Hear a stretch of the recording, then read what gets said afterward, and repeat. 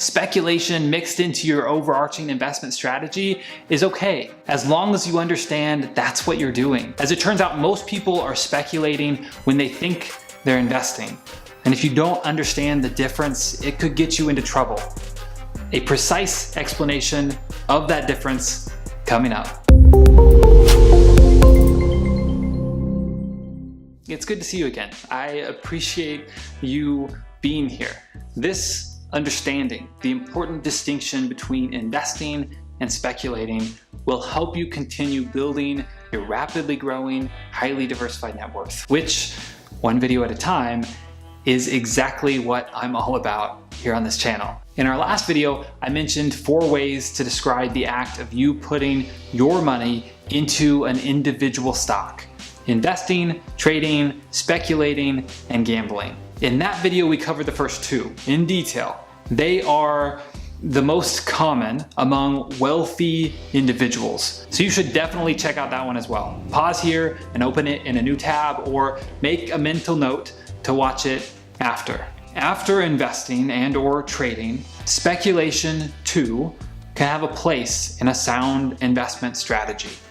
I recommend it only come into play, at least to any significant degree, after you've done most everything else within your overarching investment strategy. And by the way, helping you craft and optimize your investment strategy is important to me. We'll absolutely be exploring all the necessary aspects of that process on this channel. So if that's important to you and you haven't already, consider subscribing and clicking that notification bell so that we can do that together. Investing and trading may be the most common of the 4 among the wealthy, but among average investors, unbeknownst to them, speculation is much more prominent. You're engaged in speculation. It comes into play when you may not have a fundamental or technical reason to support why you think something's going to move, but you think there is a chance for a dramatic move and you want to capitalize on it if it happens. It might be a new technology that you've discovered that nobody really knows about and it hasn't been tried or proven, but you think that its future is so promising that as soon as people start to recognize it, the price of shares in the company producing that technology is going to skyrocket. Our stock will rise high! So you're going to take advantage of that by buying shares or just going long in some way. If that is your only reason for taking a position, that would be speculation. This is what a lot of people do. They don't realize they're speculating. They don't realize there's a formal analytical process to research this out and make an educated decision. It happens all the time. A good sign you're speculating is if you've never looked at the company's financials, or you have no basis for any assessment of a fair value. Let's look at an example. Your friend, picture this in your head. We all have a friend like this. Your friend calls you with a hot stock tip. It's this small company and they're making this amazing new product that's going to change the world. It's going to revolutionize the way that you conduct your daily life, that everyone conducts their daily lives. It's the next Google, the next Amazon, and here's your opportunity to get in on the ground level. After you hang up the phone, you dive deeper. You dig into some research, reading several articles, and they all back up what your friend's saying. This is going to be a big deal. So you invest. Well, in this case, you'd actually be speculating. You may have read some articles and feel like you did some research because you researched the new product. You could know that product inside and out. But if you've never actually analyzed the company from a financial perspective, you're speculating. You can't know how its current value compares to what you think might be fair. You're just banking on some exponential growth. Do you have a friend or friends like this? Well, maybe the next time they share a hot tip with you, you can return the favor by sharing this video with them. Actually, why not just get ahead of it and help everyone out by just sharing this video with all your friends and family so they too can understand this important difference. Well, how about we look at another more heated example? I see this a lot when people ask me about Bitcoin, and they ask me about Bitcoin all the time. You may have some amazing reasons and logical arguments for why you believe its value will continue to go up. But what is lacking is any reasonable basis for an assessment of fair value. Now, I've probably opened a Pandora's box of negative comments here. I will absolutely be creating a video in the near future to deep dive into all the reasons I don't own Bitcoin and actually explore that subject. But that deep dive is a topic for another time. Bitcoin just happens to be the most relevant example today of people speculating en masse without even realizing it, or thinking that they're investing or strategically trading. With these scenarios, as is often the case with speculation in general, there is a risk of losing everything. If you're wrong and this technology or this hot new stock or this particular cryptocurrency never actually takes off, those companies could just be left with a mountain of debt and no assets to show for it.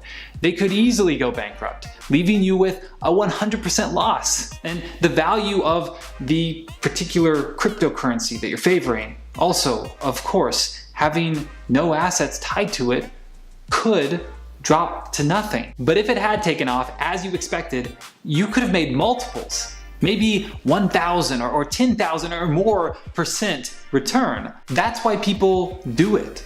That's why people speculate. That very real potential for obscene gains, to be on the right side of that bet. But that's also why I recommend it come, if at all, later in your investment strategy. That very real potential for total loss. You should realize successful speculators lose most of their speculative bets. So speculation is not for the faint of heart. But if you're doing it right, you're doing it carefully. Don't just blindly hold it, okay? Instead, you have to be extremely grateful, okay? Okay. You have to be grateful. Okay, you gotta be grateful. Hashtag grateful game. Oh, okay. Hashtag, yeah. Grateful game. Grateful game. As long as some of those bets play out, because they can have such spectacular returns, it could still be worth it. So investing, trading, and speculating can all have a place in building your net worth. When you gamble, on the other hand, you have no basis for why you even think the price might go up. Your decision is more based on hope, on chance, maybe even the thrilling roll of the dice. Remember that friend from earlier? Well, he's back. You should really find better friends. And this time, he's pitching you on an awesome penny stock opportunity. It's trading at 1 cent per share right now. Think about the returns if it jumps to $1. And if it doesn't, if nothing happens, it's just a cent, what do you have to lose? Young, aspiring traders make this mistake all the time. I've actually asked you all before about investment mistakes you've made, and this was by far the most common. If you don't have an understanding of the fundamentals, a must for a trader, and you don't even have a thesis for why the stock might pop to at least make it a speculation, then you are just gambling. You're rolling the dice and hoping for a big win. How about one more example? And I fear with this one, I'm only adding fuel to the fire that's already raging within my Bitcoin enthusiast viewers, if there are any of you. But honestly, the more I think about it, more BTC holders are actually probably gambling than speculating. If you don't even know, or probably what's more common, you don't fully understand the reasons you think it might go up. You've just seen that it has gone up by X 1000% and want to be a part of that rise if it continues. You don't want to miss out. Then I'm sorry, but that's gambling. If you choose to invest in the cryptocurrency space, just know that you're not investing, you're gambling, which is fine, but you should know that that is what you're doing. And gambling has no place in investing. I'm not saying that you can't gamble for fun and on a budget, but you need to recognize it for what it is, and it's not an investment strategy. If you enjoy the thrill that can come with gambling, then by all means, include it in your monthly entertainment expenses. So those are the 4 broad categories. As you add assets to your portfolio, as you make an investment, whether it's real estate, stock, or your own business, consider whether it's an investment, a trade, a speculation, or a gamble. Understanding that will help you develop your overarching investment strategy. Which way do you lean? Do you prefer the relative predictability and stability of investing? Or do you like to speculate on the next big thing? Let me know in the comments. And if you found this video helpful, let me know by leaving a like and sharing it with other people who you think might also benefit. And if this is your first time here, don't forget to subscribe and click that notification bell so that you can continue on this path that you just started to building your rapidly growing, highly diversified net worth. Thank you so much for spending time with me here today. I really do appreciate it, and I can't wait to see you in the next one. Take care.